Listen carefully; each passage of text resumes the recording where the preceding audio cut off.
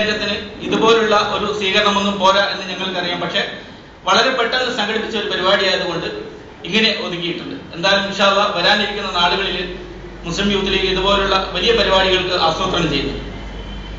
ഷാജി സാഹിബ് ഞങ്ങളെ സംബന്ധിച്ചിടത്തോളം അത്തോളിയും കൂരാച്ചുണ്ടും ഉണ്ണിക്കുളവും ഒക്കെ ഞങ്ങൾക്ക് പിടിച്ചെടുത്ത പഞ്ചായത്തുകളാണ്. പക്ഷെ ഇവിടെയൊക്കെ ഒരുപാട് കഥകളുണ്ട്. എനിക്ക് ഓർമ്മ വരുന്നത് കൂരാച്ചുണ്ടിനെ കുറിച്ചാണ്.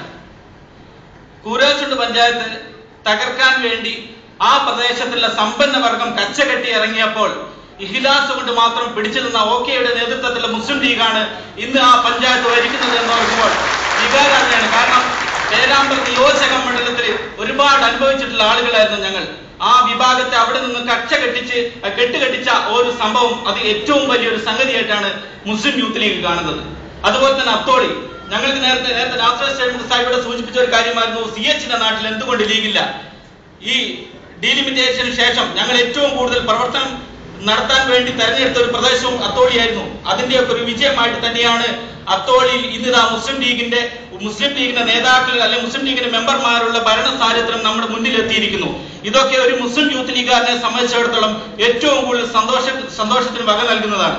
പിന്നെ ഉണ്ണികുളം നമുക്ക് പരിശോധിച്ച് നോക്കിയാൽ ഉണ്ണികുളത്ത് കാന്തപുരം ഒരു ചെറിയൊരു വാർഡിൽ നിന്നും മത്സരിച്ചത് നജീബ് സാഹിബ്, നിയോജകമണ്ഡലം യൂത്ത് ലീഗിന്റെ നിയോജക മുസ്ലിം ലീഗിന്റെ സെക്രട്ടറി ആയിരുന്ന നജീബ് സാഹിബ്. അദ്ദേഹം മത്സരിച്ചപ്പോ റിസൾട്ട് വന്നപ്പോൾ അത് കാന്തപുരം നിയമസഭാ മണ്ഡലമാണോ എന്ന് തോന്നിപ്പോകുന്ന രീതിയിലാണ് അദ്ദേഹത്തിന്റെ ഭൂരിപക്ഷം. 900 ചില്ലാനം വോട്ടിന് ഭൂരിപക്ഷം നജീബിനെ പോലെയുള്ള ആളുകൾ അദ്ദേഹത്തിലൂടെ മുസ്ലിം ലീഗ് നേടിയെടുത്തിട്ടുള്ള ഈ ഒരു സന്തോഷം, ഈ ഒരു ജനങ്ങൾക്ക് കൊടുത്തിട്ടുള്ള മെസ്സേജ്, അതാണ് മുസ്ലിം ലീഗ് ഇന്ന് ഏറ്റവും കൂടുതൽ അനുഭവിക്കുന്നത്. അതുകൊണ്ട് തന്നെ ഞങ്ങൾക്ക് പറയാനുള്ളത് പനങ്ങാടും കോട്ടൂരും കായണയും കൂരാച്ചുണ്ടും ഒക്കെ ചെറിയ വ്യത്യാസത്തിന് 1-2 സീറ്റിന്റെ വ്യത്യാസത്തിലെ 5 വോട്ടിന്റെ വ്യത്യാസത്തിനാണ് ഇന്ന് പോയിരിക്കുന്നതെങ്കിൽ വരാനിരിക്കുന്ന നാടുകളിൽ മുസ്ലിം ലീഗ് മുസ്ലിം യൂത്ത് ലീഗ് MSF ഒക്കെ ശക്തമായ പ്രവർത്തനങ്ങൾ നടത്തി തിരിച്ചു പിടിക്കാൻ വേണ്ട എല്ലാവിധ പ്രവർത്തനങ്ങളും ഞങ്ങൾ നടത്താൻ ആഗ്രഹിക്കുന്നുണ്ട്. ഞങ്ങൾക്കൊന്ന് പറയാനുണ്ട്.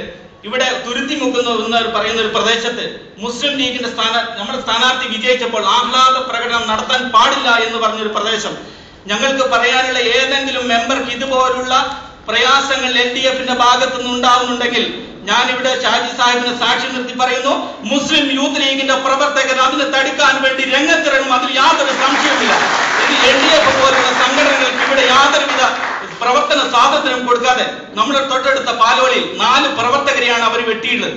അതുപോലെ തന്നെ ഇന്ന് 2 ദിവസം മുമ്പ് ഒരു വീടിന് അവർ തീയിട്ടു. ആസൂത്രണപരമായിട്ടുള്ള ഒരുപാട് പരിപാടികൾക്ക് നേതാക്കന്മാരടക്കമുള്ള ആളുകൾ പ്രവർത്തിക്കുമ്പോൾ നമ്മുടെ നേതാക്കന്മാർ നമ്മളോട് പറയുന്നത് ആത്മസംയമനത്തിന്റെ പാതയില്ല.